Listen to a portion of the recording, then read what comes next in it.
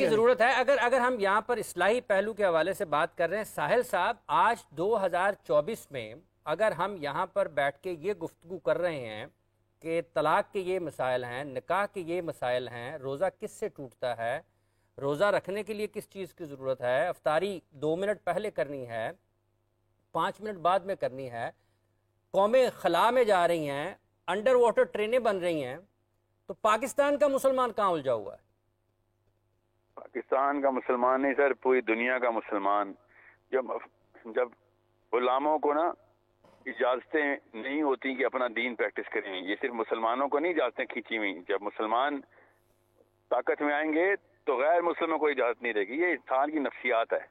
ہم یہ والے چھوٹے چھوٹے مسائل میں اس لیے پھنسیں گے کیونکہ ہم بڑے مسائل کہ ہمیں اجازت نہیں ہے کہ بڑے مسائل میں ہاتھ ڈال سکیں. میں یہی تو طاقت دینا چاہ رہا ہوں مسلمان کو کہ جب تک اپنی نفسیات کو سپیریئر نہیں کرے گا، یہ اسی طریقے کے چھوٹے موٹے معاملات کے اندر اپنے آپ کو سیٹسفائی کیا کرے گا کہ میں نے دین کا کام کر لیا ہے. دین کا کام یہ ہے، دین کا کام بائی دا وے ٹرینیں بنانا بھی نہیں ہے. دین کا کام جو پورے گلوبل سسٹم ہے اس کے اندر انصاف اور رحم کی پوری تفصیل ہے کہ ہر بندے کو اللہ تعالیٰ کا تمام تر معاملہ سمجھ آئے کہ کیوں کوئی قانون بنتا ہے ایک، اور سارے کے سارے قوانین اللہ اور اس کے رسول کے مطابق ہوں تاکہ سب کو پتا ہو اصل میں ایبسولوٹ جسٹس ہوتا کیا ہے. تب کہیں جا کے ترویج و ترقی ہوگی. بہرحال ابھی چھوڑے اس بات کو، بات ٹھیک کریں آپ. اس کا آؤٹ پٹ یہی ہوگا، پروگرس.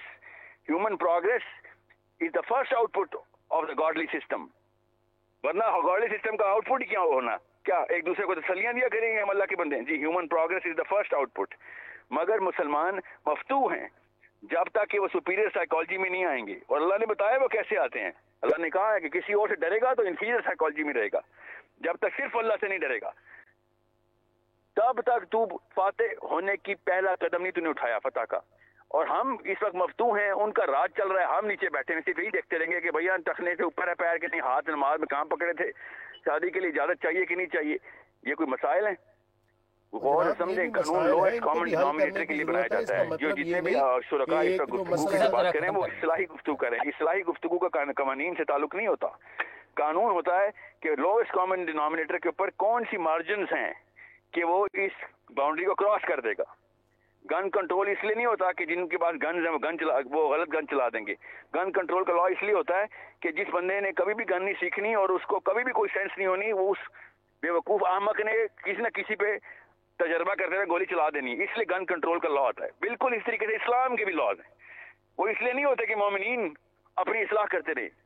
مومنین تو پہلے ہی اصلاح میں ہوتے ہیں، اس لیے مومنین ہوتے ہیں.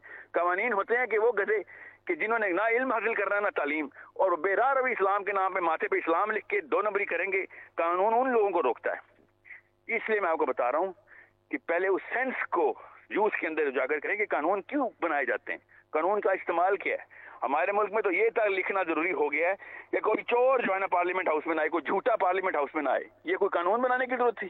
یہ تو وہی بات ہوگی کہ گھر میں داخل ہونے سے پہلے لکھا ہوا ہو کہ اپنے ابا جی کو گالی نہیں دینا ورنہ تم اچھے بچے نہیں ہوگے. یہ کوئی لکھنے کی ضرورتیں ہوتی ہیں؟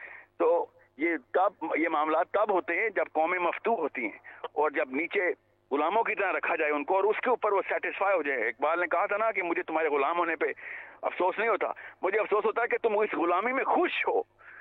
یہ ہے مسئلہ تمہارا، تم اٹھنا چاہتے ہی نہیں ہو، تم اس میں تسلیاں ڈھونڈ بیٹھے ہو. اور مجھے ساحل ادیم کو یہ مسئلہ ہے کہ ہم اسلام کے نام پہ تسلیاں ڈھونڈ بیٹھتے ہیں. اس لیے میں بار بار مفتی صاحب کہتا ہوں مدرسے کو چاہیے ایک بجلی کی رمق لے کے آئے پوری قوم میں کہ بھئی اسلام کے نام کے اوپر یہ 2 نمبری نہیں ہونے دیں گے. بے شک مر جائیں گے مگر اسلام کو کرپٹ ہونے سے کبھی بھی کسی کو یہ جرت نہیں دیں گے اسلام کے نام پہ یا اس کے نام کو کرپٹ یا اس کے برانڈ کو ڈیمیج کر دیں. تو حکومت بند کر دیتی ہے ساحل صاحب، حکومت قدغنیں لگاتی ہے. بے شک لیسبین گے بن جاؤ، آئی ڈونٹ کیئر، مگر اگر اسلام پہ آؤ گے کیونکہ ہم اس کی ڈیفینیشنز کو کرپٹ نہیں ہونے دیں گے. حکومت قدغن لگاتی ہے نا سر، پھر حکومت قدغن لگاتی ہے، حکومتیں لوگوں کو پکڑ دیتی ہیں، مساجد بند کر دیتی ہیں. اور سر کر دے بند. اسلام کی ڈیفینیشن ٹرو رہنی چاہیے. یہ مسلمان لڑکے لڑکی کا کام ہے کہ ڈیفینیشن کرپٹ نہ ہونے دے. اگر ڈیفینیشن ہی کرپٹ ہو گئی تو آپ کو پتہ ہے ہر بندہ اپنے آپ کو اچھا مسلمان سمجھتے تھے. 25 کروڑ سارے غلام سارے 2 نمبر مگر مسلمان اچھا سمجھتے کیونکہ ڈیفینیشن کرپٹ کرتی ہیں کس نے. اس لیے میں آپ سے کہتا ہوں کہ نواز شریف عمران خان نے کبھی بھی نہیں کہا کہ وہ اسلام کے کسٹوڈینز ہیں. وہ نہیں کرپٹ کر سکتے ڈیفینیشن. اسلام کا جو کسٹوڈین ہوگا جس کو 25 کروڑ لوگ کہتے ہیں کہ تو ہی ہے کسٹوڈین، اس کے پاس ہے رادر وہ کہ وہ ڈیفینیشن کرپٹ کرے یا وہ کریکٹ کرے. تو اگر کرپٹ ہیں تو ذمہ بھی پھر اسی تو یہ مفتوح سے فاتح کا سفر کیسے شروع ہوگا، کہاں سے شروع ہوگا؟ کے بعد ساحل صاحب یہ مفتوح سے فاتح کا سفر کیسے شروع ہوگا، کہاں سے ہوگا، کون کرے گا؟ دو انسٹیٹیوٹس کی ہیں، پرائمری ہیں، ایک ہے ڈومیسٹک ماں اور باپ کا، اور دوسرا ہے آپ کے مدرسے کا. یہ کی ہے، یہ بیسکس ہیں. تیسرا جو اس کو کیٹلسٹ ہوتا ہے وہ میڈیا کا ہے، جہاں پہ آپ آتے ہیں. تو اس وقت تین میں سے دو انسٹیٹیوٹس آپ کے سامنے بیٹھے ہیں، ایک مفتی صاحب اور ایک آپ لوگ میڈیا میں. اگر آپ لوگ مل کے ایک سمپل سا فریم ورک سائن آف کر لیں، میں آپ کو بتا دوں گا پیرنٹس نے کیا کرنا ہے. پیرنٹس تو بیچارے بھوک پیاس میں بیٹھے ہیں کہ ہمیں بتاؤ بچے کیسے پالیں. میں آپ کو بتاؤں، میں مبالغہ رائے نہیں کر رہا ہوں. اچھا ساحل صاحب قطع کلامی کی معذرت چاہتا ہوں. یہ ہم کل یہ جو فاتح اور مفتوح والا مفتوح سے فاتح کا ہم نے سفر کیسے شروع کرنا ہے، یہ ایک بڑی تفصیلی گفتگو ہے. اس پر بتا بھی دوں گا. دونوں انسٹیٹیوٹ ادھر سے فیل ہو رہے ہیں، ادھر سے مدرسہ ادھر سے میڈیا.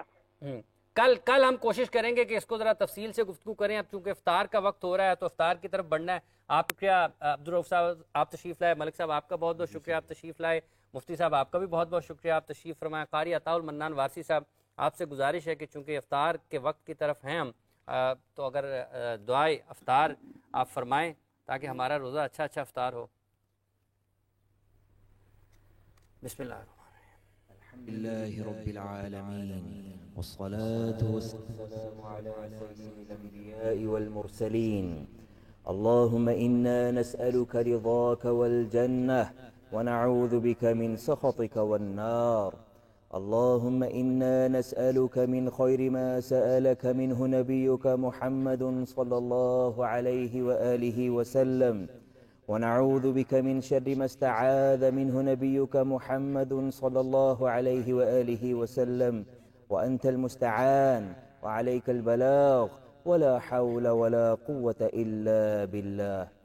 یا اللہ روزے کی برکت سے ہمارے سارے گناہوں کو معاف فرما. اللہ روزے اور رمضان کی برکت سے ہمارے پہاڑوں جتنے گناہوں کو، ریت کے ذروں کے برابر گناہوں کو، سمندر کی جھاگ جتنے گناہوں کو نیکیوں میں تبدیل فرما. اے کریم آقا رمضان کی برکت سے پوری امت مسلمہ کی مغفرت فرما. اے اللہ جن لوگوں نے دعاؤں کی درخواست کی ہے ان تمام نیک دلی مرادیں پوری فرما. اے اللہ یہاں بیٹھے جتنے بھی لوگ ہیں سماعت ٹی وی کی ٹیم، اے اللہ ان کو بھی دن دگنی رات چگنی ترقیاں عطا فرما. مولا کریم ہم سب کو حق و باطل میں فرق کرنے کی توفیق نصیب فرما. دنیا میں جہاں کہیں بھی مظلوم مسلمان پس رہے ہیں مولا کریم ان کی مدد فرما، ان کی غیبانہ نصرت مدد فرما.